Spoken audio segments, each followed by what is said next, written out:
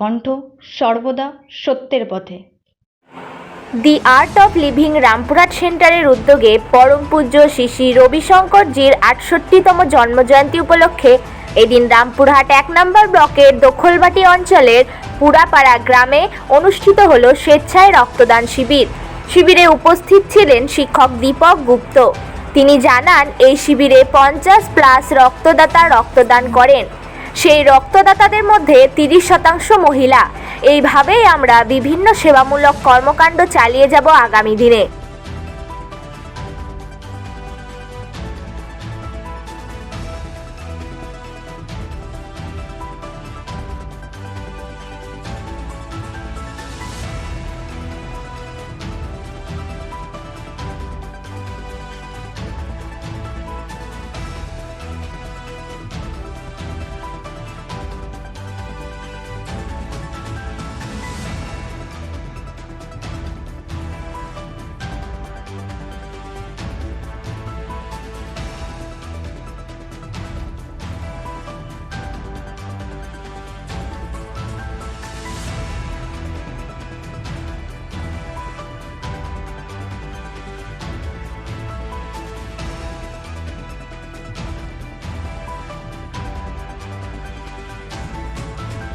আপনাদের যে রক্তদান শিবির, এটা কোথায় হচ্ছে? অঞ্চলে পুরেপাড়া গ্রামে। কি উদ্দেশ্যে আপনার রক্তদান শিবির করছেন? শ্রী শ্রী রবিশঙ্করজি, পরমপূজ্য শ্রী শ্রী রবিশঙ্করজি ৬৮তম জন্মবার্ষিকী উপলক্ষে আমরা প্রতি বছরই রক্তদান শিবির করি। তার এই গ্রামটাই বেছে নিয়েছি। এই গ্রামে আদর্শ গ্রামে গড়ে উঠেছে, তার জন্য আমরা এই গ্রামে রক্তদান শিবিরের প্রোগ্রামটা কর্মসূচিটা গ্রহণ করেছি। আপনাদের এই রক্তদান শিবিরে কতজন রক্ত দেওয়ার আপনারা টার্গেট রেখেছেন? প্রধানত 55 জন ধরে রেখেছি, আরও বাড়তে পারে। আপনার নাম? মহিলারা স্বেচ্ছায় রক্তদান করছে।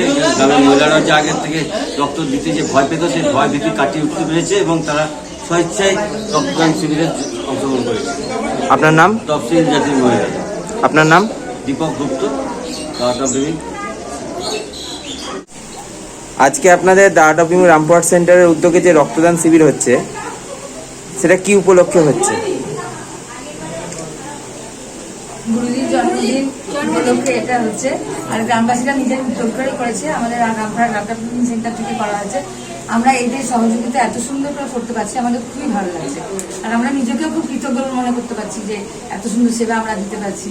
আমাদের আর্ট অফ লিভিং সেন্টারের স্যার হচ্ছেন দীপক গুপ্ত আর অভিনব গুপ্ত, তাদের সহযোগিতায় আমরা এই অনুষ্ঠানটা করছি।